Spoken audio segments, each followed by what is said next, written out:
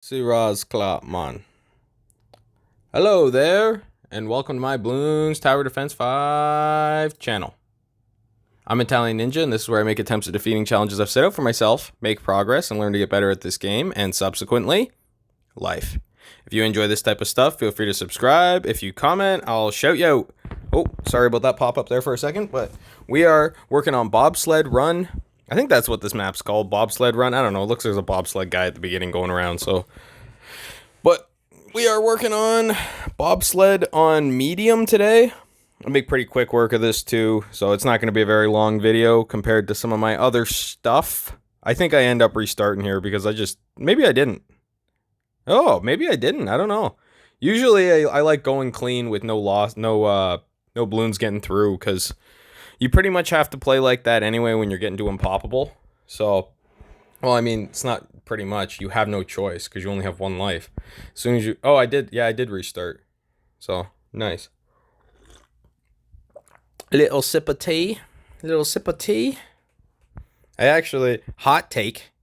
Hot take. Oh, for anybody new here, just so that you guys know, I generally play this game, tell some stories, tell you interesting things. I might say a quote or two, and just, in general, try to vibe out and enjoy myself. So... if you guys like this kind of stuff, feel free to subscribe. If you do subscribe, turn on your subscriptions, make it public so that I can see, so that I can shout you out, or comment. I mean, you can comment anyway. You don't even have to subscribe. You could just comment and I'll shout you out. If you have any questions for me, you guys let me know. I'll answer whatever. I don't really care. Pretty open and honest about stuff. So, I mean, I've been telling everybody about like the views and watch time, and I'm really fascinated by the numbers side of this, the stats. I didn't even expect that when I first started making the YouTube videos, and I think this is probably 68 now, because I think 2 videos ago was 66, so this will be 68. But yeah, I've been having a good time. I defeated Monkey Lane a couple of days ago. I posted that video. Well, I've deleted it. I beat it probably maybe about a week ago, but I had to hang on to it.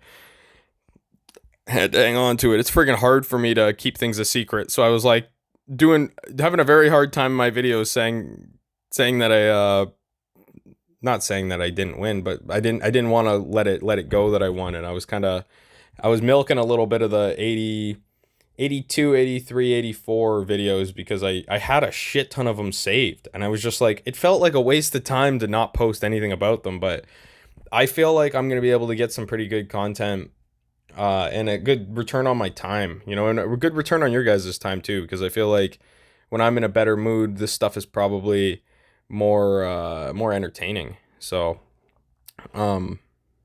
I guess what I'm saying there too is, like, the last series that I did, the Monkey Lane series, it was quite long.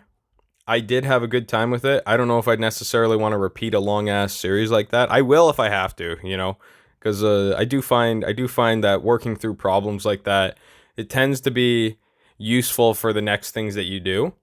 And if I do end up moving on to Bloons Tower Defence 6, or there's a fucking stick man.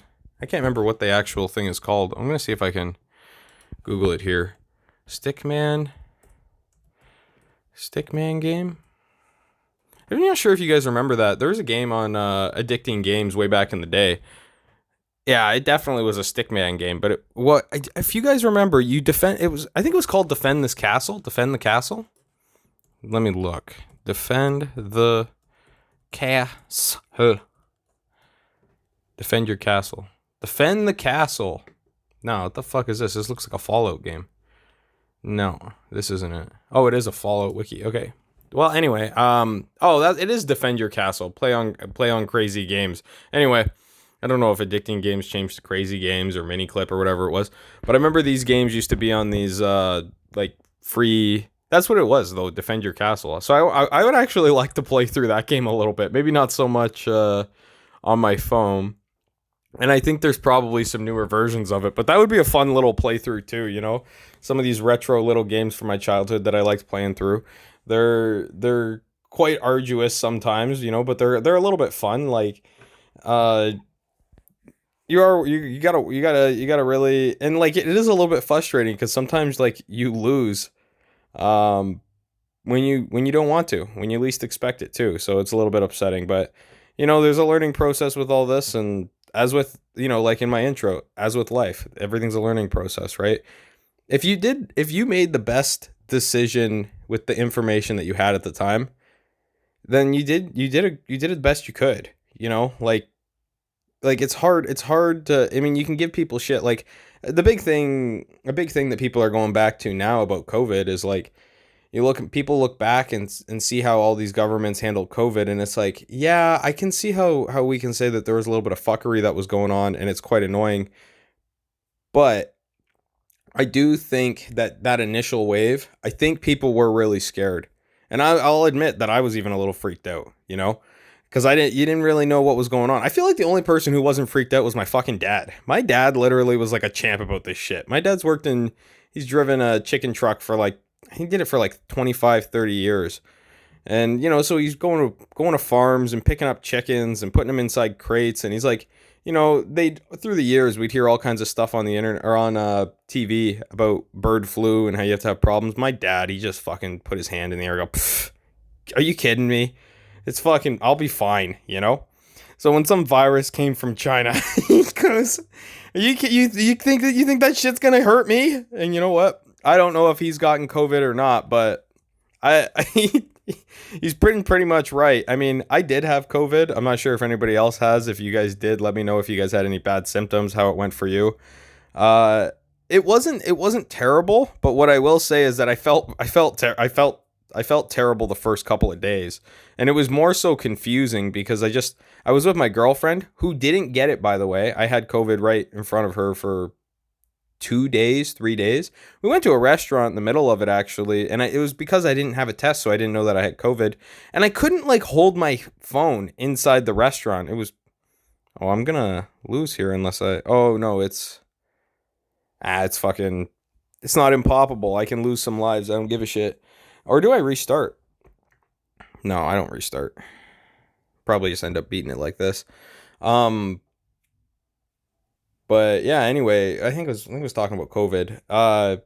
Yeah, my dad pretty much just like laughed it off, and it was like, I mean, he was kind of serious about it, as the fear mongering went on. But I'd say for the most part, like, I think it was overhyped, right? And I think the media perpetuated these things a little bit more than they should have.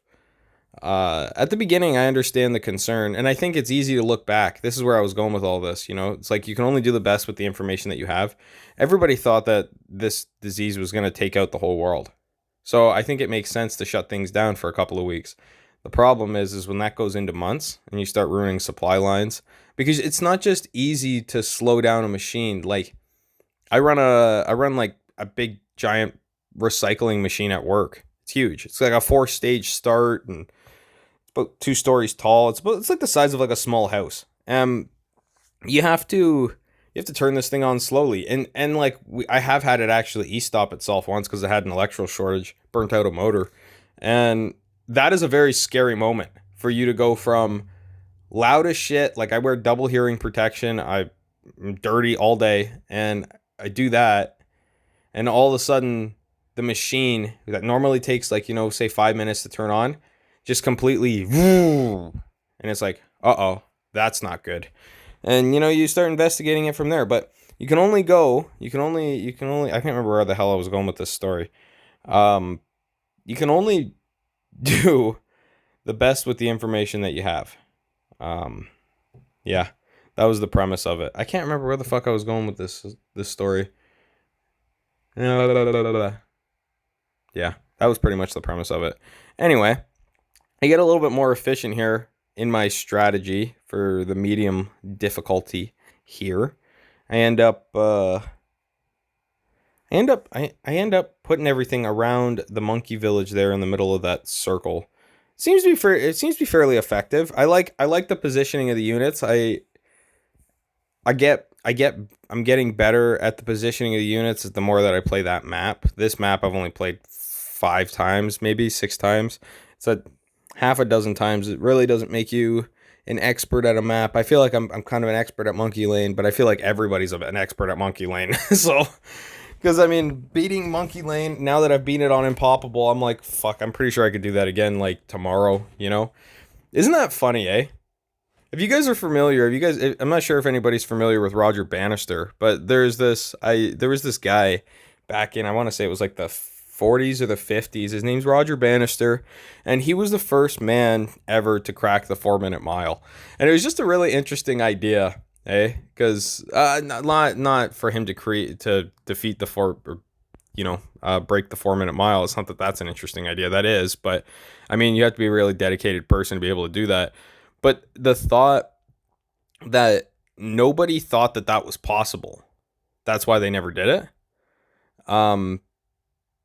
Like, nobody tried. Like, people were just like, yeah, whatever, you know? And then all of a sudden, it's like, as soon as this guy did it, it was like, I can't remember how many people did it in the next year. It was like 10 or 15 people did it in the next year. And then after that, now you have like high school students that break the 4-minute barrier. And it's really funny because it's like sometimes that all it takes is like a belief to be broken. Like for me, with Monkey Lane and Impoppable, it wasn't like I had to break any beliefs. I just had to learn, right?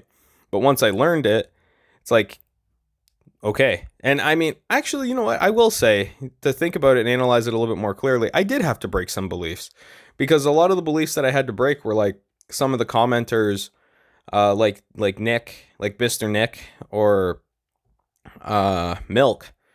Well, I guess I'm shortening your name from I'm with Milk to Milk. Milk, Mr. Milk, Mr. Milk, and Mr. Nick.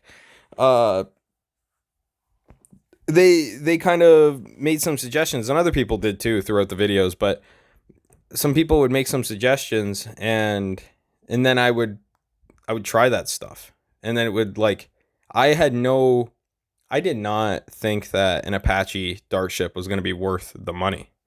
And it's like, turns out it was very worth the money. And I'm pretty happy that I ended up doing that. So it's like learning, like, sometimes, you know, I'm a pretty stubborn person. I guess, you know, I shouldn't say that. I shouldn't say the word stubborn, because I'm open to changing my mind, but I want to have evidence. Like, I'd say I'm scientifically minded, and you want to be absolutely sure. You don't want anybody to just change your mind by convincing. You know, you want to see somewhat of evidence or like logic, right? Because I can talk with people. Oh, there we go. So we won. We beat this one. Oh, I gotta pause this. Shit. Okay, I paused it. But I don't have anything else to say. I gotta end the video now because I don't have anything else. So we'll see you guys in the next one. Come back if you want to. Bye.